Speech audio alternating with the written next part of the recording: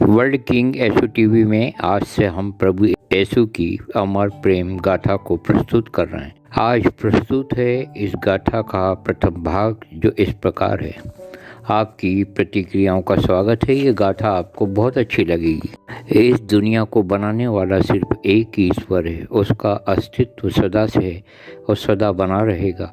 उसी ने आकाश, पृथ्वी, सूरज, चांद, तारे, पहाड़, नदी, नाले, पेड़ पौधे, पशु पक्षी और सब प्रकार के जानवर और पूरे ब्रह्मांड को बनाया है। सृष्टिकर्ता ईश्वर ने मनुष्य को अपने ही स्वरूप में बनाया और उसने प्रथम पुरुष और स्त्री का नाम आदम और हव्वा रखा। वे ईश्वर की संगति में रहते थे और उन्हें किसी बात की कमी नहीं थी, क्योंकि ईश्वर उनकी हर ज़रूरतें पूरी करता था। एक दिन उन्होंने शैतान के बहकावे में आकर ईश्वर की बात नहीं मानी और अपनी इच्छा से पाप किया, और इसी पाप के कारण भी ईश्वर की संगति से दूर हो गए। उनके साथ ही उनकी आने वाली सारी पीढ़ियां भी ईश्वर की कृपामय उपस्थिति से दूर हो गईं। हम सब उन्हीं आदम हव्वा की संतान हैं, इसलिए हम स्वभाव से ही पापी हैं। हम झूठ बोलते हैं, चोरी करते हैं, लड़ाई झगड़ा करते हैं, खून करते और गंदे काम करते हैं, कमज़ोर को सताते हैं।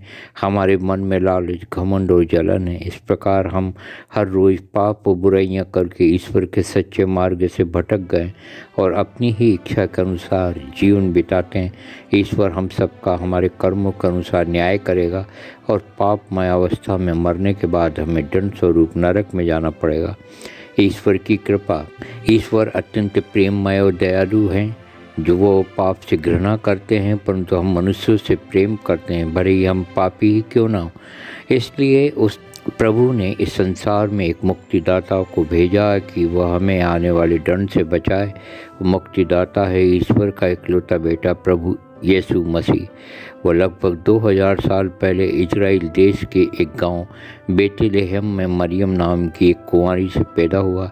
ईश्वर ने नबियों को भेजकर पहले से ही बता दिया था कि एक मुक्तिदाता आएगा। जो कुछ उन्होंने कहा था ठीक वैसा ही हुआ। क्रिसमस उस घटना की यादगार में मनाया जाता है जब प्रभु यीशु स्वर्गीय सिंहासन को छोड़कर इस दुनिया में आए और मनुष्य बन गए।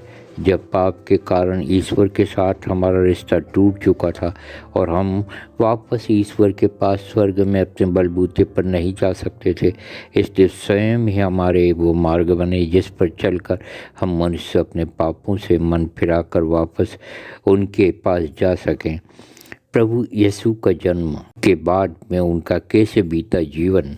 इस धरती पर रहते समय प्रभु यीशु ने लोगों की भलाई के लिए कई आश्चर्य के काम किए। उनके पास बहुत से बीमार आते थे, वे अपनी वाणी से या उनके ऊपर हाथ रखकर उन सबको चंगा कर देते थे। उन्होंने अंधों को दृष्टि दी, लंगड़ों को चलने की शक्ति दी, बहरों को सुनने की शक्ति दी, कोढ़ियों को शुद्ध किया और मुर्दों को जिंदा कर दिया। अमीर गरीब छोटे बड़े जो कोई भी विश्वास से उनके कपड़ों को छू लेते थे, वो अपनी बीमारी से चंगे हो जाते थे। एक दिन उन्होंने भयानक आंधी और तूफान को रोक दिया और अपने शिष्यों को समुद्र में डूबने से बचा लिया। वे पानी पर भी चलने लगे और एक बार उन्होंने 5 रोटियों से 5000 से अधिक लोगों को भरपेट भोजन खिलाया। उनके ऐसे आश्चर्य कर्मों को देखकर बहुत से लोग उनके पीछे हो लिए और उन्होंने उन पर विश्वास किया कि वे ही ईश्वर द्वारा भेजे गए मुक्तिदाता और प्रभु हैं। लेकिन वहाँ के बड़े बड़े लोग और धार्मिक नेता प्रभु यीशु के आश्चर्य कर्मों को देखकर उनसे जलने लगे।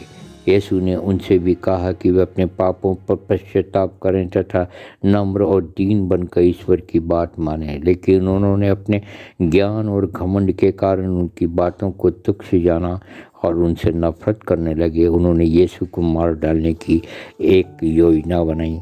कल लेकर प्रस्तुत होंगे हम प्रभु यीशु की गाथा का दूसरा हिस्सा, जिसमें बताया गया है कि कैसे यीशु को गुनहगार घोषित कर दिया गया और कैसे उन्हें मृत्युदंड दिया गया।